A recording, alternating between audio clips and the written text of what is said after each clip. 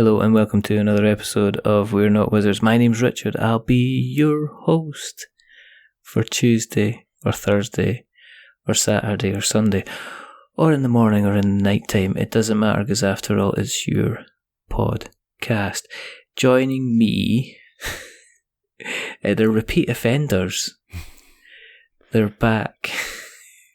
Guilty. They were dealing, last time we spoke, they were dealing with angry monsters and highways. This time, they've moved into the agricultural world. And we're now dealing with potentially an explosive situation involving ungulates, or sheep, as they're known. I am welcoming back with open arms and slight disdain because, thanks to Jerry King, they were a bit late. Yes, you're getting called out in this podcast, Jerry. Thank you very much. I have Bob. I have Ryan. I have the Craig brothers. So, good evening, gentlemen. Good evening, Richard. Good evening there, Richard. How you doing today? I'm very good. Doing just lovely. I'm excited. Very pumped to be here. Yes, we are too. I'm just excited because it's been so long. Because last time we spoke, we were speaking about Monster Highway, and then Monster Highway went on and funded, and then about 3 weeks ago, 3-4 weeks ago, maybe if not longer, Monster Highway was sitting on my table getting played. There you go. And then Right. 2 weeks ago, I got an email from you guys saying, "We've got a new game. It's going on Kickstarter. It's all about sheep and explosions." And I went, "Sign me up." Where do I sign up? Say no more. Just bring it on. It's my two favourite things. You know, if there's a movie that's called Way of the Exploding Sheep, I'm right in there. But anyway, how you doing, first of all? How's things? And that could be answered by either of you. That's a stupid question, isn't it? Yeah, so far so good. Yeah, we're pretty pumped. Yeah. We got our Kickstarter. We're into day 2 now of the campaign. So, trucking along here, but we're pretty pumped. Yeah, we're a fifth of the way funded, which is a good start. We're happy with that. It's kind of right in line how Monster Highway started. So Yeah. Except obviously the difference at the moment is that when we spoke last time, you hadn't run a kind of a fully kind of funded, out there, published kind of campaign, and this time you've kind of like got a little stream of backers that should hopefully be kind of joining yourselves, you know. Yeah. I obviously, through personal interest, want to put the Kickstarter to one side and want to find out, have you added anything to the vault, gentlemen? Because last time we spoke about lipstick on dinosaurs and swamp monsters and Lost Valley of the Dinosaurs, and I almost had like a little nostalgia cry to myself. I was so happy. It was beautiful. But have you been adding anything more to the vault, gentlemen? Please say it's yes. And please say it's magical. yes, Oh, it's definitely magical. yeah, the vault is ever growing. Like I said, we upgraded it. We have a retina scanner on that thing now, too. So not anybody could just walk into this thing. Yeah, that was They were bypassing the thumbprint scanner because, with the saran wrap and you could pull any fingerprints off of anything. But the retina scanner, that's a whole nother. yeah. You can't get by it now. No one's getting in there. Unless they steal your eyes. Yeah. Right. I'm just saying. We walk around with safety glasses on all the time. Yeah, with locks on them. Locks. Locking safety goggles just for that reason. We'll be kickstarting that. I go around next. with a plastic sack on my head. Not for very long. Yeah. Not for very long. Just Because to protect sometimes our I board have game breathing collection. issues. But it's definitely to stop people from stealing my eyes. It does mean I can't actually see, which means I do end up bumping into things. But it's all to keep the vault kind of safe. But anyway, what have you added? What have you added? What have you been added? A couple lovely gems here. The first one I got to kick off, Mr. Mouth from 1976. Wow. You got to look it up because just to try and describe it doesn't do it any justice until you actually see the picture of it. But it's almost like a Pac-Man fella with like stoner eyes. Like his eyes are completely crossed, and it's a mechanical game. So the mouth turns around in a circle, and you're trying to. This is actually on the box. Flip your chips between his moving lips, and you're trying to toss the chips into his mouth as it opens up and closes. Yeah. It's kind of like, oh my word, and he's got like a big yellow kind of head, type face thing. And they changed it. They've got a new one that's called Mr. Mouth, but he's like a frog. Oh, from 1987. Yeah. So someone... You've got that one, haven't you? Oh, yeah. Oh, we do, yeah. But their tagline said, Flip flies into frog's snapping mouth, and his eyes jiggle, and his head spins round and round. So, not as catchy of a tagline, but... Right. No. Do you play these games when you get them, then? Do you sit down and make sure they actually all work and everything like that? Oh, yeah. Oh, yeah. And if they don't, Bob fixes them. Yeah. Take them back to the lab. Yeah. Fix them up. My collection of soldering guns, yeah. You're like B.A. Baracus in the A-Team. You're just going to go fix it up or make it into a completely different game. Because for people who didn't maybe listen to the previous episode that you were on, and shame on you if you didn't, because you were missing the classic. It was in the top 5 of like funniest shows that we did, so you missed out. Because it was like lipstick and dinosaurs, and it got funnier than that though.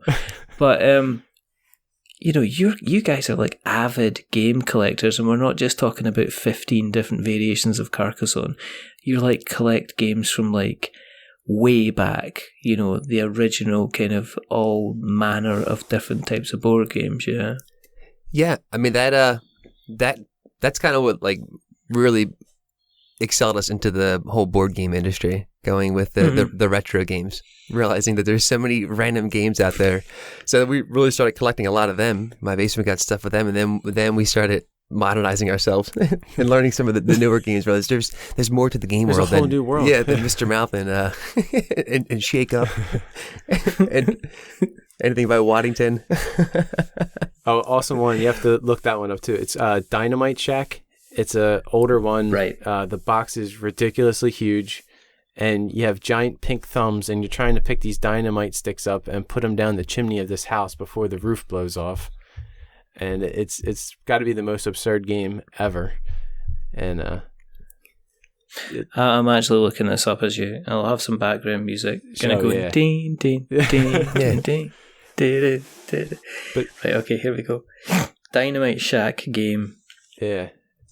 Here we go. Here we go. Treat. We're looking at. Wow. See them big pink thumbs? How many games have gigantic pink thumbs? Guys, you gotta see that. You gotta go and Google Dynamite Shack, because you have huge pink thumbs, which are excellent for hitchhiking. Yeah. Where'd you find these things then? I mean, do you go around thrift stores or kind of like, charity shops and things like that? We have some interesting flea markets. So actually I found Mr. Mouth at a 4-H fair at a stand that was selling board games. All right. It's the craziest thing in the world where I found it, but I don't know. Sometimes you find it when you're not looking for it. Like I wasn't actively looking for board games that day. That kind of found me. I was like, well, you are coming home with me. Yeah. That's what happens to us, Richard. These games, they just find us. Yeah. We do you have out. days when you're actively looking for board games then? Yeah. You wake up in the morning and you go, right, today. Oh, yeah. Today's board game day. Yep. Today's board game day. And that's it. And you just scout about. And then when you're walking down the street, folk are seeing you walk past and go, see those Craig brothers, they're on a mission. Yeah. Check what day it is. Check what day it is, Jack. Jack comes back and goes, it's board game day, Stuart. It's board game day. Look at them go. Look at them go. Shall you talk to them? Don't interrupt them when it's board game day, for goodness sake. Just let them go. Yeah. Do you collect them just for the sake of having them? Or do you collect them for a monetary value? I mean, are there some that there's ones that you look at and you go, I'm definitely going to get this one because it's worth something. Or are you getting this one because you're like, well, we don't have this, or we've got a copy of this and some of it's broken or some of it's missing. Is that how it kind of works with yourselves?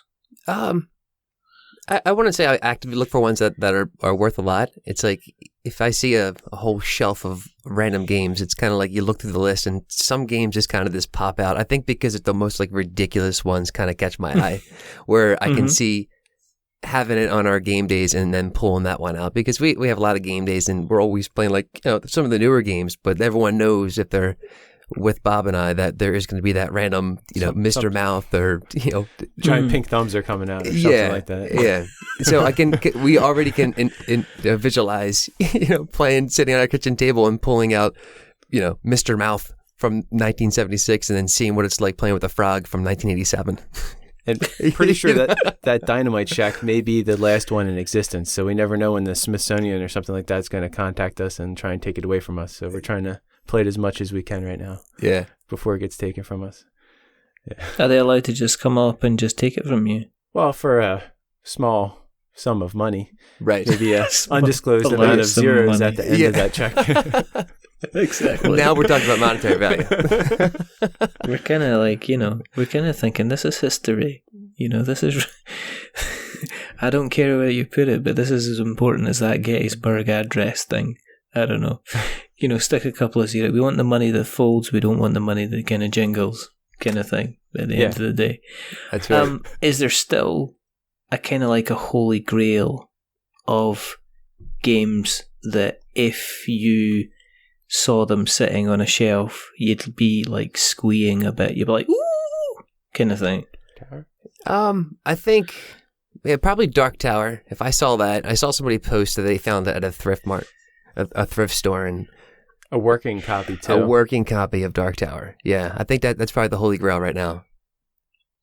Do you believe that? When people say that, when people are like, "Oh yeah, I found like." Yeah. I found copies of Glory to Rome. I found these 3 copies of Glory to Rome, and I found them in the local charity shop, and I paid like $3 each for them. I'm not always sure. 100%. It's like you want to believe it, to keep that hunt going.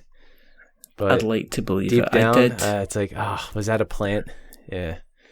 Yeah, I did kind of find Dungeon Lords and an expansion for Super Dungeon Explorer. But I have said this before, I am actually partial to occasionally when I've got a game and I can't be bothered kind of selling it, to kind of like just sticking it in a charity shop just because I know somebody's going to find it and they're going to get super excited and it's going to make their day. Yeah. Kind of thing. That's a good idea. Yeah. I know it. It's like when you reach that point, I think, where you're kind of looking at your shelves and you're going, am I actually going to play this? And I know I'm not, let's face it, if I'm not going to get like anything more than a certain amount, it's not kind of worth it even trying to sell it, because I'm not even going to really cover the shipping. So sometimes it's kind of worthwhile just saying, well, I'll see if anybody else wants it, and if nobody else wants it, I'll just stick it in a charity shop kind of thing. Cool. Yeah. I don't know. The whole finding games, the whole kind of buying thing, it can be like a little bit of a minefield, really. Yeah. And speaking of minefields, that's a perfect segue. Wow. You're such a professional. 2019. It's almost like I'd planned it. Was that planned? Cue minefield. You guys and me were just like in the same. We're synchronized here, but we're kindred just spirits. Plan the last 18 minutes of this conversation, so I ended up talking about your Kickstarter. But Monster Highway came out. And it's out there. People are playing it. What's the kind of the feedback that you've had? Had it kind of? Obviously, it spurred you on to kind of create your latest game. But what's kind of like the feedback that you've had back from Monster Highway? I think the general feedback we've gotten that it's people are really appreciating how easy it is to learn and to teach other people to play. But then once they start playing, they can figure out that that there is strategy mixed into it. But they can put it down on their table and in 5 minutes explain the entire game to anybody sitting there, and everybody can pick it up. And you're not taking 20 minutes to figure a game out or have to play the entire game to figure it. It's just maybe a round or two, and people kind of get the hang of how to use all the components. Mm-hmm, mm-hmm, mm-hmm. I mean, did you take that into consideration when you were making Sheep Boom Bar, which has the best name ever, by the way? I'd just like to say hats off. I mean, you know exactly what kind of game you're getting into. When somebody says Sheep Boom Bar, well, it's sheep and there's obviously explosions. I mean, what more could anybody want? But did you kind of take the lessons that you learned in Monster Highway when you were going on to kind of tailor the design to, make changes to Sheep Boom Bar when you were doing it? Yes. So we kind of followed suit with Monster Highway. So one, we got a lot of good feedback with Monster Highway that people were enjoying the quality of the components of the game. So when they went in, they're like, oh, well, these nice tiles and like the player reference cards. There's the dice that are in it. So again, we went with the same. Well, we're going to use the same manufacturer for Sheep Boom Bar, but we stuck with the same quality, components for that game too. And we want to keep the same easy to learn, fast paced game. This one's probably even a little bit more faster paced than Monster Highway. Yeah. You have actions and card play as opposed to there's no dice in the game. So we kind of eliminated that. There's some random elements in it too, like when you're moving onto a field tile and flipping it over. But once the tiles get revealed, you have a lot more, I guess, choices as far as making in the game to play. So they have similarities, but they have some differences. But yes, we have learned a lot from Monster Highway. Was it a consideration to kind of remove the random element of the dice out of Sheep Boom Bar? Was that one thing that you decided to kind of do? Yeah. So we received some good feedback, but if we did get anything negative, it was people saying that they didn't like how random it was to roll 2 die. I mean, that's what you do. People like it. The people who bought it, that's why they bought it, because they just want to roll the die, tell me what to do. We have a nice reference card to show you to have the results. But we were getting some feedback too that people want more, like they want more options. So, and we agreed, but that's how we designed Monster Highway. We're like, you know what? Let's just do it for Sheep Boom Bar. Let's still keep that easy to learn nature, quick to play. That whole take that element that Bob and I love in games and apply it, but just give the player a little bit more option. So that's why we removed the die, and then it's more up to the player to decide what they want to do. Would it be fair to say that because of your love for collecting kind of games that kind of display a lot of nostalgia, that's kind of filtered into the way that you design games, that it's important that it is something that you can sit down with anyone at all and have them playing kind of exceptionally quickly and grasping the rules exceptionally quickly as well? I think that's exactly it. I mean, we playing all our older games, we can play 10 games in our game days, and we love that.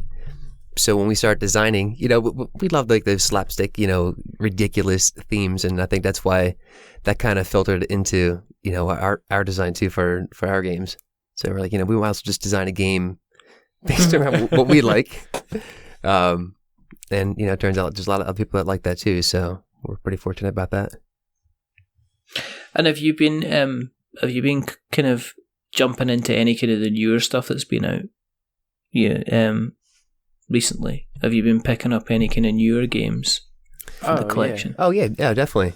Yep.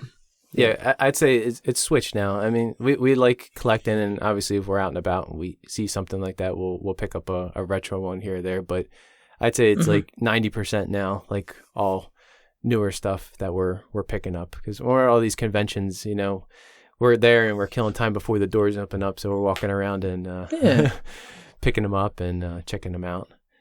Is it good? Anything you're kind of playing at the moment that you're really kind of enjoying? Probably one of the newer ones I picked up I really enjoyed with the States. Have you played that at all yet? The States? I've not myself. No. Capstone Games. It's part of the Simply Complex series. So we had like the Climbers, and we liked like the Simply Complex line. So we were at PAX Unplugged. I think I picked it up there, and we played a couple game days, and it's cool. It's like you're building buildings and stuff, and when you first sit down, you're like, oh, this is kind of simple, but then it's like it's kind of sneaky in the way you play it because there's an auction element to it and the money movement in it and the building. It's great. Like we played it with 3 people and that was pretty good gameplay. So, yeah, that was a lot of fun. So it's probably gonna make an appearance now on the next game day this weekend. And is there anything else you're kind of covering at the moment that you would really love to get your hands on? Ooh. I don't think I know. That's the difficult question. Yeah, I should say coveted in that we haven't actually had a chance to play yet that we own. I think that's we're kind of coveting. I just picked up Jamaica. Haven't had a chance to play that yet. So, yeah, my big one, well, again, coming back because of the retro thing was Fireball Island. Actually, I backed it, but I can't believe I'm going to say, but I haven't even played it yet. We're like waiting to, I want to do like a whole like Fireball Island day because there's so much that came with the game.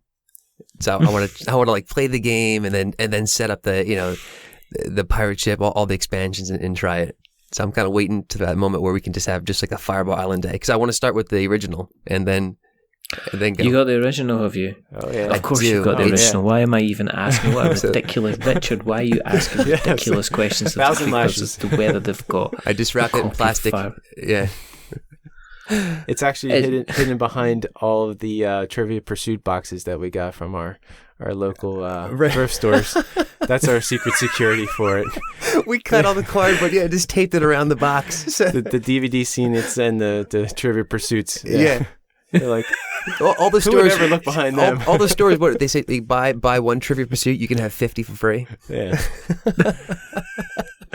I know. That's our first level of defense. Yeah. It's kind of at least people kind of keep Monopoly, sure, because they're going to play it. But then it's like people play Trivial Pursuit, and I know it falls into 2 categories. Either you get people that everybody just sits around and nobody knows the answers to any of the questions, so it takes like days. Right. Trivial Pursuit is like punishment for shoplifting in some countries, or otherwise you've got one person on the team that just knows everything, that is like answering questions as they're getting read, kind of halfway through kind of thing. It's like, and it's like that kind of frustration. So I see it, as long as you found a use for the cardboard boxes, then that is absolutely fantastic. Yeah. As I say, like normal, we are tangenting to a completely different field. Talk about Sheep Boomba. What's the main mechanics behind it? How do we play? What can we kind of expect to see and find? So the idea behind Sheep Boomba is your sheep have wandered into an active landmine field. As sheep do, I guess they just have randomly movements. So you have a field in front of you, and the field's made up of tiles. So at the start of the game, your sheep are around the outside. So they're on these like start tiles. And you have 2 actions on your turn, and an action is to move a sheep onto a tile. And when you move onto it, you flip it over. So it's almost like a minesweeper type game. You have no idea what's under that tile until you flip it over. So it's either going to be a barn, it's going to be a landmine, or it's going to be a safe tile. And you're scoring points for discovering tiles as you flip them over, and you have a score tracker in front of you. And you're ultimately trying to guide your sheep back to the barn. The catch is if say you're playing a 4-player game, there's 4 different color barns within that field. So I can move my sheep onto it and flip it over, and I'm playing as red. It could be a green barn there. Your sheep goes into that green player's barn on their player card. So they're kind of holding your sheep captive and now you have cards in your hand, so you can potentially try and steal them back, and sheep are kind of moving around. So you could get them back, or they could live out the rest of their time in the green barn. But you have 2 actions, and then the card play is basically part of your turn. Okay. And have you got cards in place to kind of like mitigate kind of landing on a landmine? To kind of help avoid the kind of potential of it being kind of luck based. Yeah, if you're lucky enough to have the Hero of the Herd card in your hand, that's how you would defuse a landmine. So if you land onto a landmine, you have a card that you replace it with. There's a safe to cross. It's just a piece of wood that looks like it's over top of like a crater. If you couldn't defuse it, you put that down. But if you have the Hero of the Herd and you defuse it, you flip it over, and it's an orange cone on it. meaning that it was diffused, and you get 2 points for doing that. So Oh, right, okay. yeah, so there's cards. There's an ambulance, like an ambulance card. No, my word. There's a lot of puns in the cards. We worked every sheep pun we could into this. It's just, I don't know. I feel you're getting it, but the rules sound still a little bit woolly to me. Was that written down? Oh, boy. That's always... It's 100% It's original. always been written. I don't know. I just don't want to continually be sitting here and ramming these puns at you. Zing. Believe me, we heard them all. I'm sure. Oh, what? No. Sing! Did you spend an entire night with like a whiteboard writing up kind of every word to do with sheep? I think it was like a And 3 then hour say phone we have to get it. conversation. We have to get every single word into the game. It's exactly what we did. We did. Yeah. But we did it over the phone, which I'm sure our wives probably really appreciate it, because you just hear Wow. you're like, hey, I got one, and you hear a laugh. Yeah. You're going, oh, that's good, it's good. It's like, what are the boys doing? I thought, are they doing board games today? No. Sheep. Sheep. Ah, sheep puns. Yeah. They're like texting each other, like, oh, they're doing the sheep stuff again. Yeah, there they go. You hear it in the background, like, nah! It's like, oh, there he goes again. We're sheep pun widows. Right. So, how many? You've got colored sheeples. Yes, we do. Yeah. Mm-hmm. So, I'm just gonna ask, because obviously one of the things that we get asked on that everybody's gonna ask you if you're doing a Kickstarter is, why have you gone the route of doing kind of coloured sheeples? Should you have not gone down the kind of the miniature route? Which seems to be one of the reasons to kind of get success. You have to have miniatures in your game. Why have you gone for meeples and not kind of actual real life, real size miniature real, sheep? like full size sheep? Like real I sheep? think that. Actually, like living, breathing ones, and then you have to feed them, and the box would be huge because you have to have the straw and the hay and the food, and shipping would be a nightmare. Shipping would be atrocious. I really just think that, guys, you're just settling here. You think we're taking the easy road out? Yeah. I think that you're pretty much. I think I don't want to say lazy, but I kind of am, I guess. So you want to see sheep miniatures, basically. I want to see different sheep miniatures. I want to see, is there a potential for other animals? Ooh, what else do you want to blow up? I mean, the game is sheep Boomba, but I guess we could. Cow Boomba doesn't sound good, or pig Boomba. Beef Boomba. Beef Boomba. Yeah. Well, actually, go on. I'm sorry. Go, Richard. No, you go. So I was just going to talk nonsense. It's not. No, let's go that route then. No. We do have it in a stretch goal to do miniatures. Are you really? We seriously fake miniatures, but yeah. The non-breeding type. Are you going to get them crafted? Oh my, really? Sheep miniatures? Oh wow. Yep. You have to have. You absolutely have to have that as a thing. That really, really needs to happen. Yeah. Maybe your copy. We'll send some real ones over for you. Right. It'll just be a Richard exclusive. I just think that would be brilliant. That would make at least half of my day. Yeah. I was thinking you have to have a sheepdog card in here.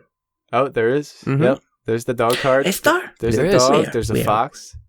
And the dog, little fun fact, it's actually, the artwork is drawn after my dog, Logan. So he's a cattle dog, so he's a herding dog, so very fitting in the sheep realm. Yep. As an aside, so is he a working dog? Logan is a working dog? He's 15 right now, but at one point he was somewhat working. Right. Yeah. He's more retired right now. But He's the more sit around kind of play the game kind of dog. He's going to be more sitting at the table than actually going out and taking care of any kind of cattle in any way, shape, or form. Yeah. More the nap on our game imagine. box type of dog. Yeah. Oh my goodness! I think just the other night there, my wife for the first time witnessed kind of sheepdog trials. She didn't even know that was a thing. Oh yeah. So she's like staring in awe at these sheep as they're getting herded about a field by a dog, and the man is controlling it by a whistle. Now, if you actually break that down into what it is, that's a fairly magical thing. Yeah. To be able to do. So I just gotta watch this, just go, is this real? It's like, yeah, I mean, you gotta understand that we're used to kind of reality TV over here, so we've got like celebrities on ice skates smashing face first into the ice, so actually having somebody that works for a living is kind of something completely new and exciting. She goes, I didn't realise this was an actual thing. It's like, yes, it is an actual thing. Wow. So there you go. So are you gonna have a little miniature Logan then? Yeah, well, we have it as a stretch goal, so hope we can get there. A miniature dog. That's so cool. Yeah. That is so miniature cool. Miniature dog. You're saying the miniature dog. Oh, I'm sorry, the miniature dog. Oh, we may have to work that one in there too. Maybe gosh. after the sheep miniatures, that could be, because we don't have any stretch goals beyond the sheep miniatures. So maybe a little dog miniature would be funny. You need a dog miniature. Oh You need my to. God, yeah. What are you talking about? The dog miniature has to be the first player token. Oh, there you go. You've not got a first player token. You've not got a we dog were using miniature. Well, at least in all of our little demos, we had like a little sheep miniature that we were using. Betsy. We were calling her Betsy. Yeah, Betsy. Yeah. Betsy went to every convention with us. She was a good girl. Yep. Yeah. We never fed her though. No. Yeah. She worked. It was a good girl, but a tragic ending. Right. Yeah. Really. She had a good run. She had a good run. Oh, actually, I forgot to crack the game box before I left here. Oh, no. I left her in there. That's quite dark. We're going down the dark route, boys. We need to All right, let's move away from it. Let's lighten this How's up. it been with play testing and also helping kind of getting the word out there about Sheep Boomba? Has it been different to last time? Has it been easier to last time? I'd say it's definitely much easier because we kind of knew, we followed through, like at least all the conventions we went to, we went through the same ones again, but then we started having more of a following. So you go to the conventions and now we have more of a presence on social media. So people know that we're going to be at these places. So they're actively like seeking us out, and the game's received really well. Recently we actually started up a game night. It's like a designer's game night. So we run that the first Wednesday of every month. And so at that designer night, like we always have our game there set up too. So that's kind of been big in helping us develop and work the bugs out like along the way. And so I feel like the game progressed a lot quicker because of that. Yeah. And I mean, with you getting the group together, have you also been kind of looking at other projects that you've potentially got in the back burner as well?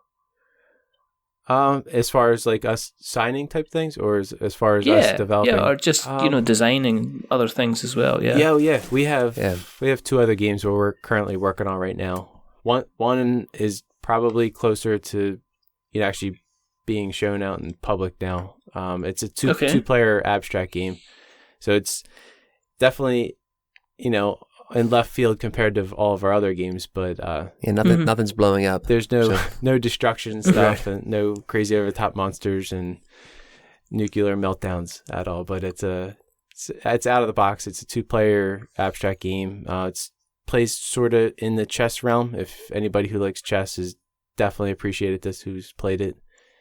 So we have that, but then we also have our other quirky one, which is our fourth one.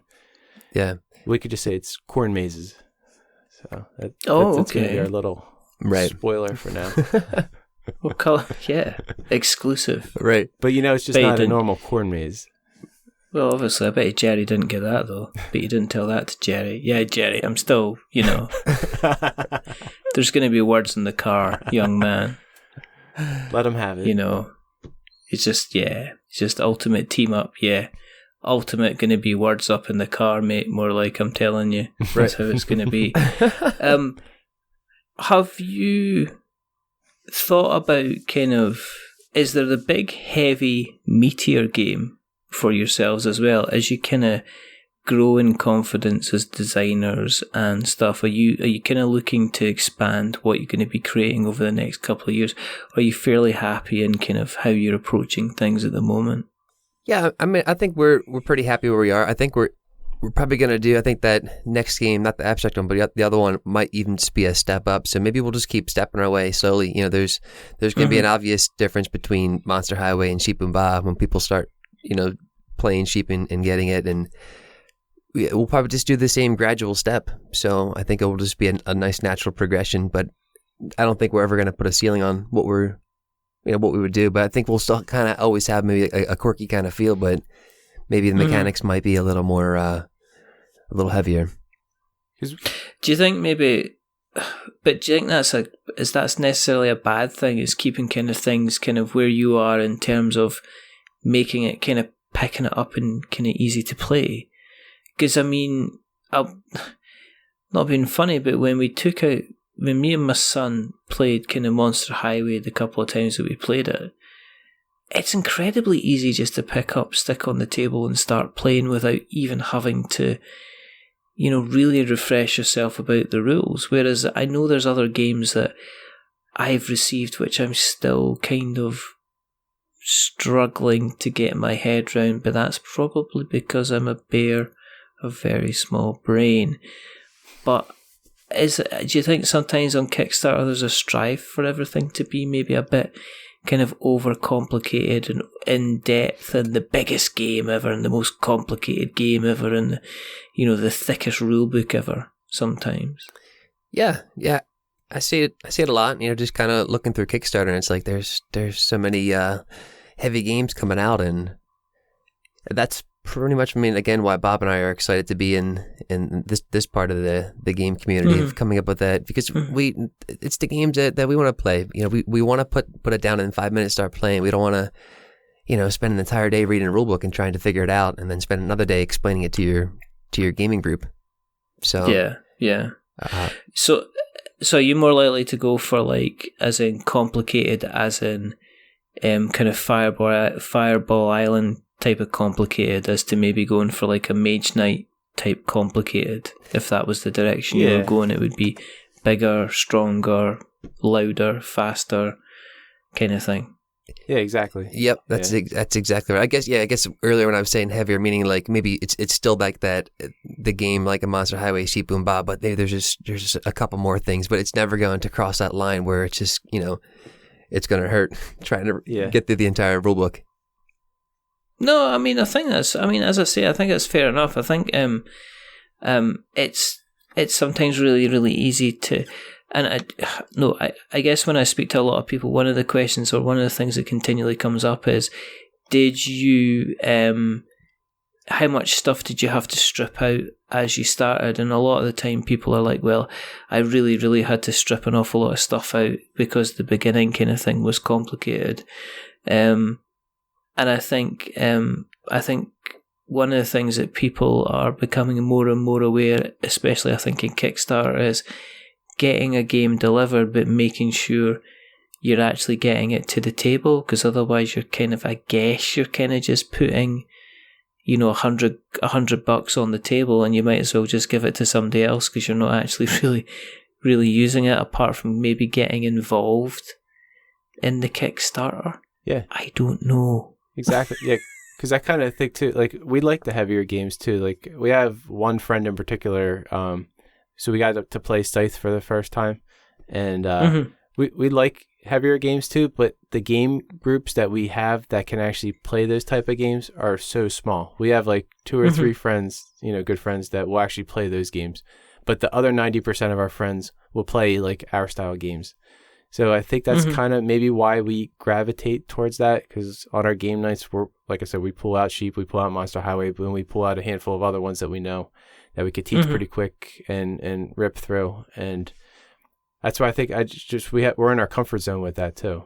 And not to be one-dimensional designers, but it's like you kind of find your niche and go with it.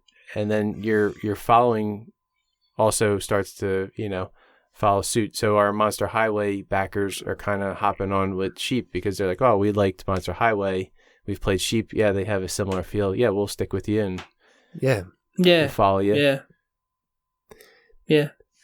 And as I say, I think people kind of like that because they know they're going to get it played.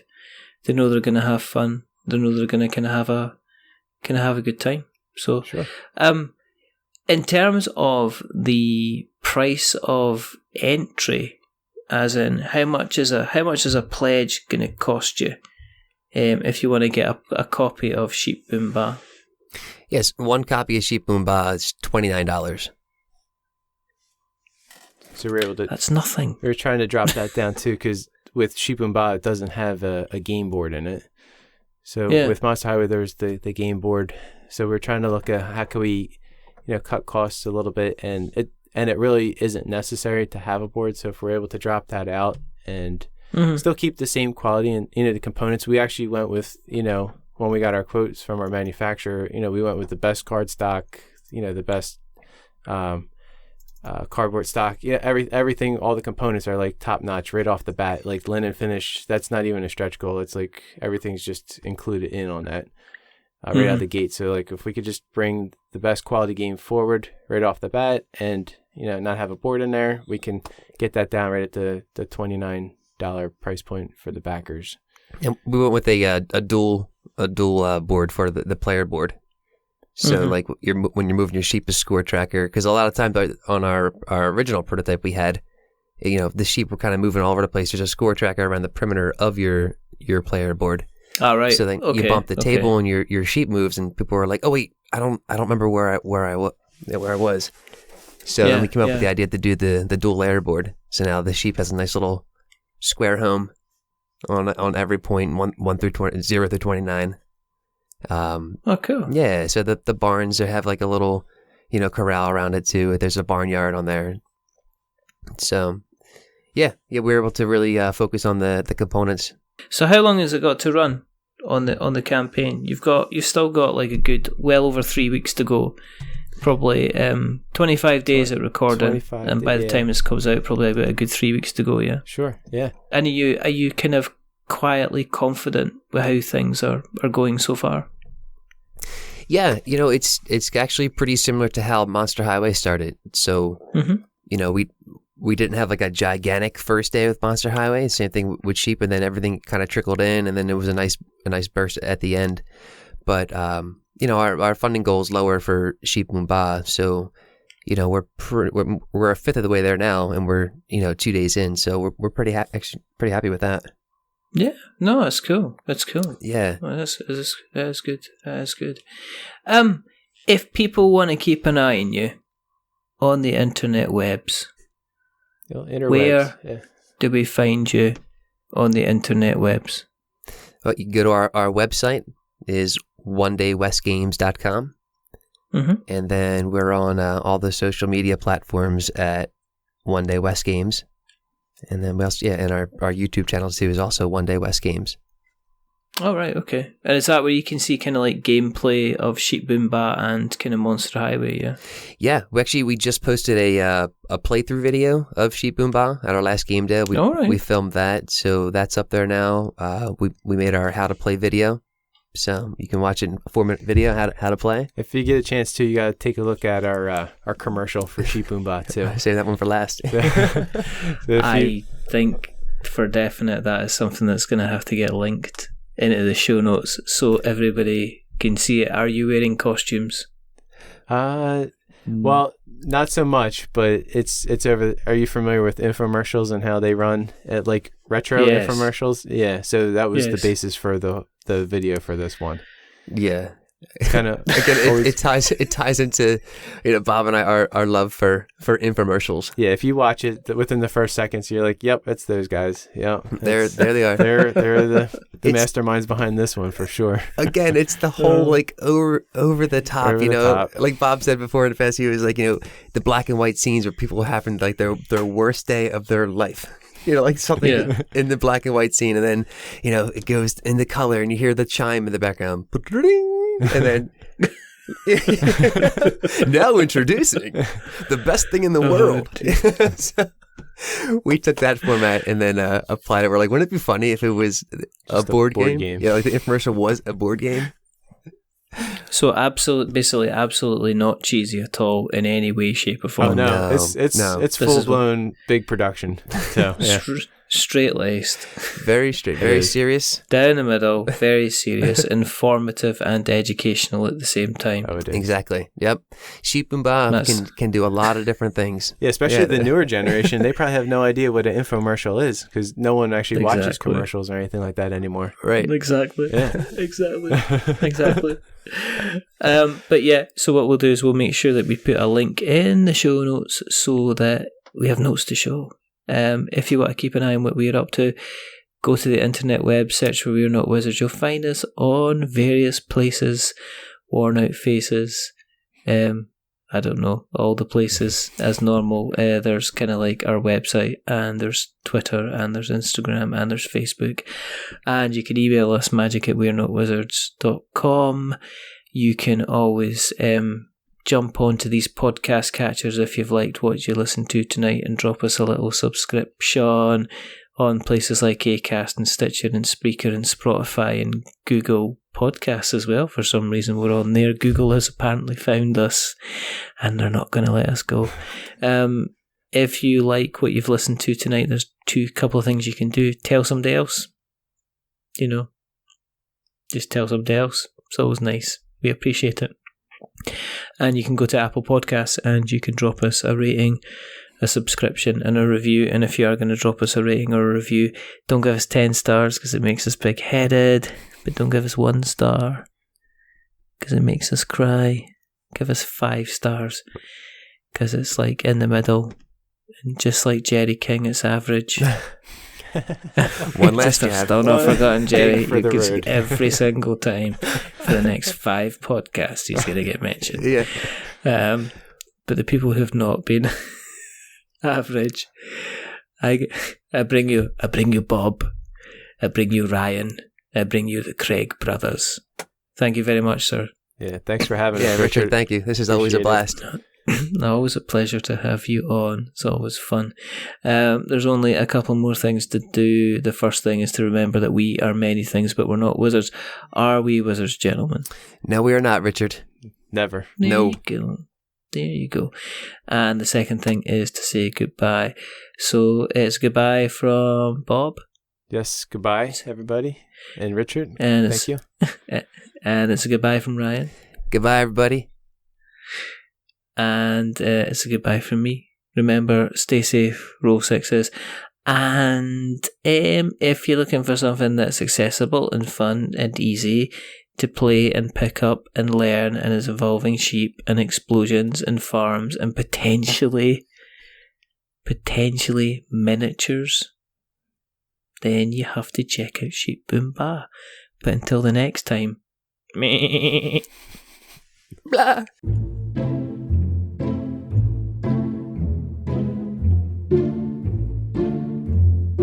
A wizard is never late.